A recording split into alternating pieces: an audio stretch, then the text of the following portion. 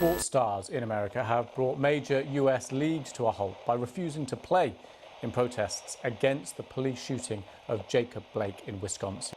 Breaking news, the Milwaukee Bucks have announced that they are boycotting their playoff game in the NBA.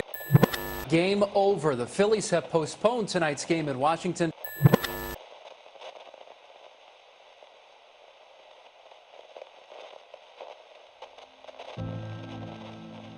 U of T is a colonial institution built in 1856 on indigenous land for white Christian men to be educated.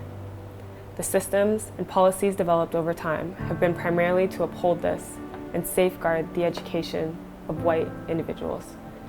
Although equity initiatives and programs take place every year, work still needs to be done in order to break down the oppressive systems that still exist today. Work still needs to be done to make U of T inclusive for BIPOC students and athletes. Racism in any form is harmful and has a major impact on the lives of individuals and communities. Often though, it's the more subtle, everyday, less dramatic forms of racism that are not addressed or even spoken out against. These experiences are traumatic and over time can have a devastating effect on a person's life.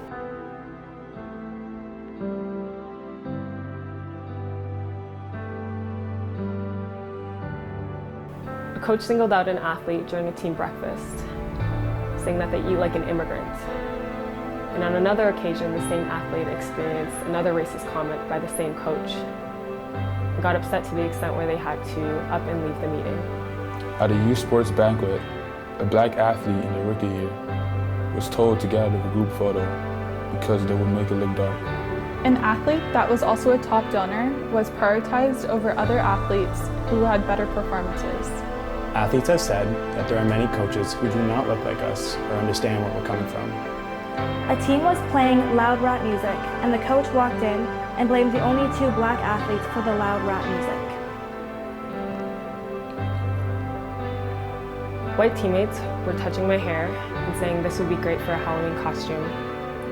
You're lucky. You don't have to buy a wig. You can just color it. Two black athletes went to talk to the coach about the discrimination and neglect they were facing on the team, and the coach said they needed to get thicker skin.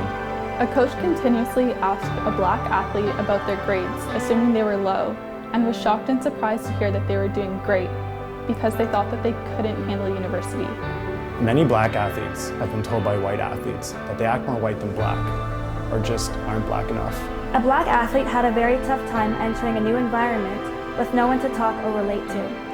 This was also hard because they lived an hour away from campus and had to commute. Many of the team room conversations were very privileged, so they kept their unrelated stress to themselves, including having to work a part-time job in order to afford post-practice meals.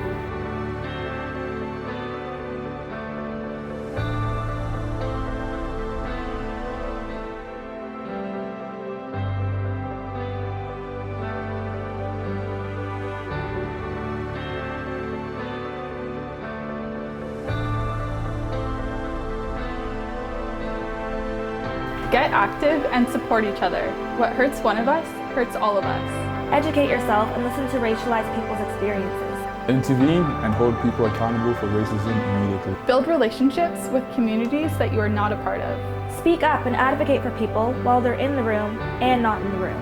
Demand equity and human rights for yourself, your community, and for others. If you make mistakes, that's okay. Just do better and then provide the space for others to do the same.